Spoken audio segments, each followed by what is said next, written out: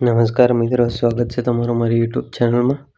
તો મિત્રો, પાક નુકસાનનું સર્વે આપણે મોબાઈલ દ્વારા કેવી રીતે કરી શકીએ તે આપણે વિડીયોમાં જોવાના છે.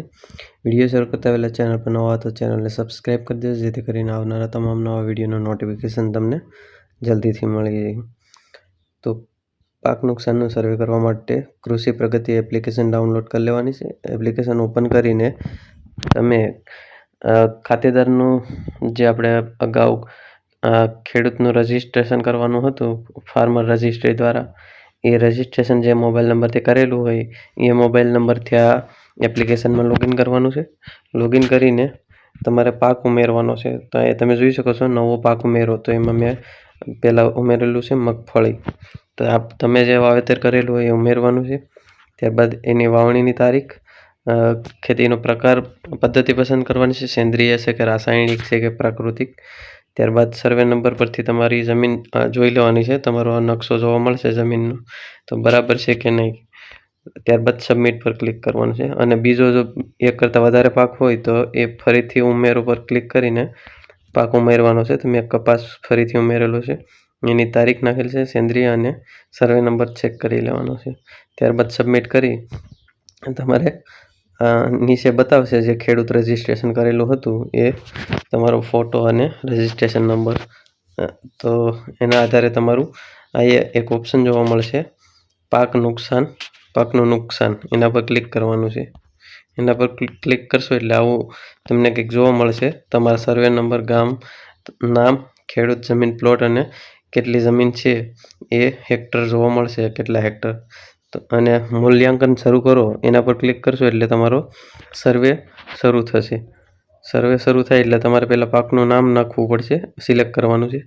કેટલા હેક્ટરમાં એનું વાવેતર કરેલું હતું એ નાખવાનું છે. અને અસરગ્રસ્ત વિસ્તાર કેટલો છે, 33% કરતાં વધારે હોવું જોઈએ. તો મેં અહીંયા સમગ્ર નુકસાન થયેલું છે એટલે સમગ્ર એન્ટર કરેલું છે. ત્યારબાદ તમારે અહીંયા 1 કરતાં વધારે હોય એટલે અસરગ્રસ્ત પાક ઉમેરો, એના પર ક્લિક કરીને બીજો પાક ઉમેરવાનો છે. તો રિમાર્કમાં મેં લખેલું છે, સરકારશ્રીને નમ્ર વિનંતી છે કે કમોસમી વરસાદના કારણે 4 મહિના પછી અમારો તૈયાર થયેલો પાક સંપૂર્ણ રીતે નાશ પામેલો છે, તો અમને સહાય કરવા વિનંતી. આમાં તમે એક પાક માટે 3 ફોટા ઉમેરી શકો છો, 3થી વધારે નહીં ઉમેરી શકાય. તો 3 ફોટા ઉમેરવામાં તમારે સૌપ્રથમ તો એક આખા ખેતરનો ફોટો લેવાનો છે. બીજા 2 ફોટામાં તમારે પાકમાં જે નુકસાન થયું છે એનો નજીકથી ફોટો લેવાનો છે. તો મેં ત્યાર પછી કપાસને પણ ઉમેરેલો છે, અહીંયા જોઈ શકો છો, મગફળી અને દેશી કપાસ. તો જોઈ શકો છો, આ 2 વાવેતર કરેલા હતા. તો બંનેના મેં ફોટો લઈ લીધા છે અને એનું ડિટેલ ઉમેરી દીધી છે, કેટલા હેક્ટરમાં વાવેતર હતું વગેરે. ત્યાર પછી તમે જે વાવેતર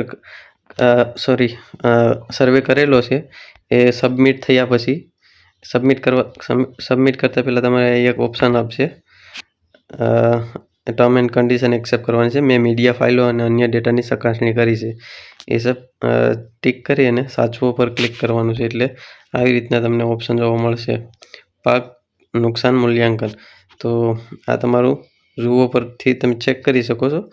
પણ જો કોઈ એરર હશે, નેટવર્ક પ્રોબ્લેમ, તો થોડોક ટાઈમ લાગશે.